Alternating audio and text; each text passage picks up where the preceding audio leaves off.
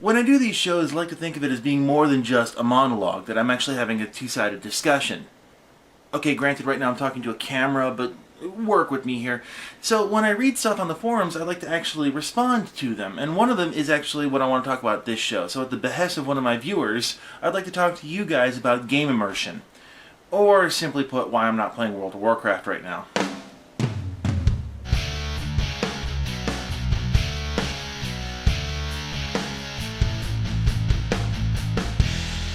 My current MMO of choice is DCUO.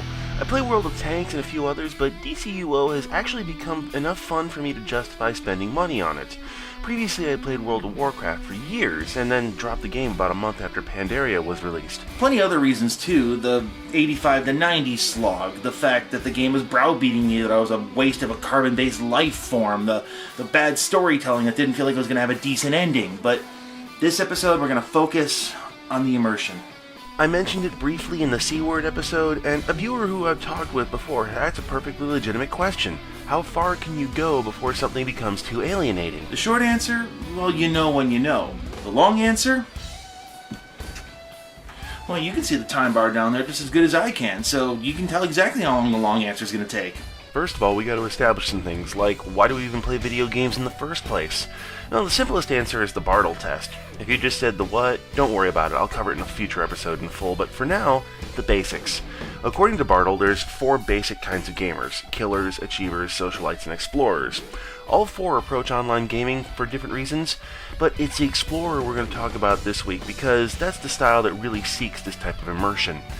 I fall into this category myself. Explorer types really want to look through the world at their own pace. They want to see the stories, they want to get lost into it, they want to learn all about it. It's an escape. It allows you to do something you just can't do in the real world. I can describe it in a bunch of ways, but the one that's probably going to happen to you at least once or twice is like you're watching a movie, and you get completely absorbed into it. After a while, there is no screen. Your mind fills in the gaps, and you're experiencing the movie like it was real. You know, I was going to talk about books on this, but who reads books anymore? But there are a lot of times that you're watching a movie and something happens that just doesn't look right. For me, it's most of the times when the CG doesn't really match what I know reality is. People or objects move in ways that just don't look right. Yeah, Van Helsing was just awful for this. The entire ending of the film made me sit back and say, reality doesn't move that way. Sidebar, this is also why I don't watch blockbuster films. This kind of thing can also happen in video games. I want you to imagine you're playing something like World of Tanks. You roll around a corner, you sight down your barrel, and you see this. It'd be funny, sure, but it's also going to make you say, what the hell? And it's going to pull you out of the game experience long enough to probably get killed.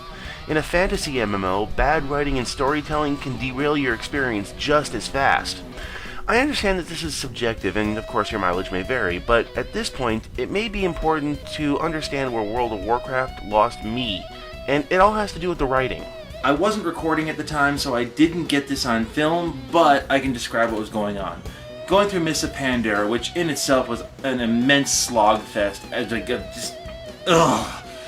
But one of the quests I was doing in the second area was an escort quest, which means you gotta take an NPC from point A to point B.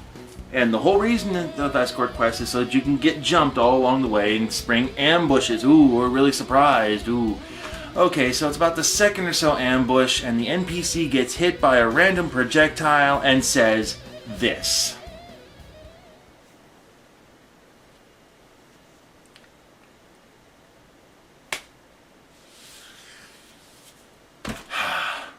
Literally, that's when I went, done. Now to explain why. As far as the world believability goes, I could see this. You get into combat with flying projectiles and you get hit all over. Trust me, I know from practical experience. No, they had to specifically say arrow to the knee. Now, unless you've been somehow shielded from console gaming or the internet for the past year, you know exactly what this is a reference to. I used to be an adventurer like you. Then I took an arrow in the knee. Then I took an arrow in the knee. Then I took an arrow in the knee. And for the love of all things holy, do not make me show that again. ever. I'm gonna go off on a slight tangent here for just a few, so bear with me. Some people argue that this is an homage to Skyrim, and I disagree. It's a needless reference. If you need to know the difference, well, okay, let's just say that World of Warcraft decided to include a wizard in Dalaran named Gygax, who speaks about the origins of dragons and dungeons. This would be paying homage to a man who arguably made World of Warcraft even possible. Now, let's say they put that same guy into Dalaran and all he said was, "Are you a wizard?" That would be a reference. Second, and relating to my example, this reference is what amounts to a meme, and memes are ephemeral. And that'll be my $5 word for this episode. Memes like this are here and gone so fast that Walmart can't even make a t-shirt in time to cash in on it. They date something and anchor it to a specific time. When you're writing something that's going to have to stand the test of time, using pop culture references is a surefire way to make it crash and burn. I am but mad, north-northwest. When the wind is southerly, I know an orc from an antshore. MMOs are supposed to be made to last for years. In theory, anyway. Now, the third fact is that World of Warcraft, the most popular MMO on the planet, the MMORPG that others are judged against, felt that their writing was so weak they had to lean on Skyrim.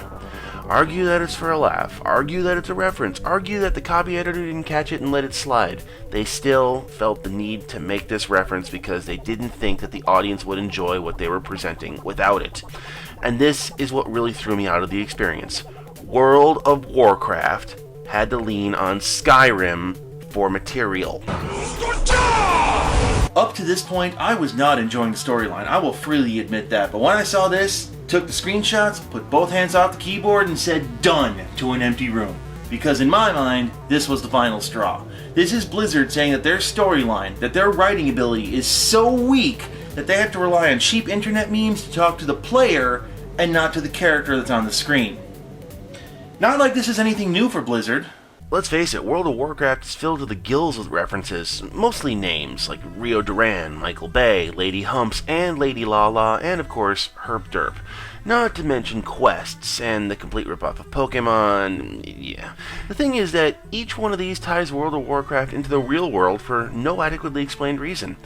They seem to only exist to be a cheap way to engage players and get this sort of I see what you did there moment, and nothing more.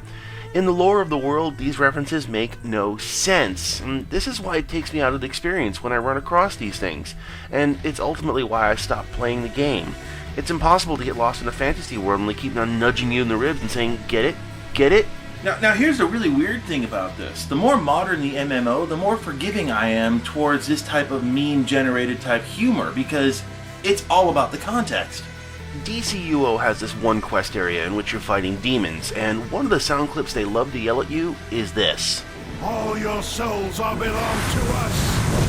You guys thought my use of the Gabba robots earlier was an accident? But playing this area, this didn't even faze me. In a modern setting MMO, these references are not out of place. I mean, real-world media outlets are discovering the meme and exploiting the medium for themselves, so we've been kind of bombarded with these images that the internet created. So, finding them in a modern setting MMO, yeah, that makes sense. It doesn't make it less annoying, but it makes sense. And subject has left the building. And besides, I'm more than willing to accept that hell is nothing more than internet video memes.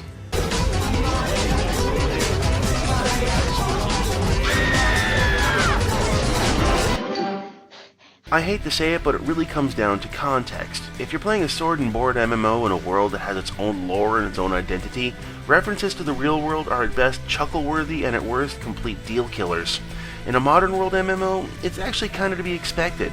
Or even in a futuristic MMO based on the modern world, having a reference to, I don't know, an ancient religious cult that worships a Pop-Tart cat on Fridays. That would make sense and it really wouldn't kill the mood. Where it falls apart is when you try to fit something into the lore which just does not belong there. If you played up for comedy, okay, it works. But most MMORPGs are not comedic, so it just makes you say, okay, I get it, you made a funny, stop jabbing me in the ribs, it hurts.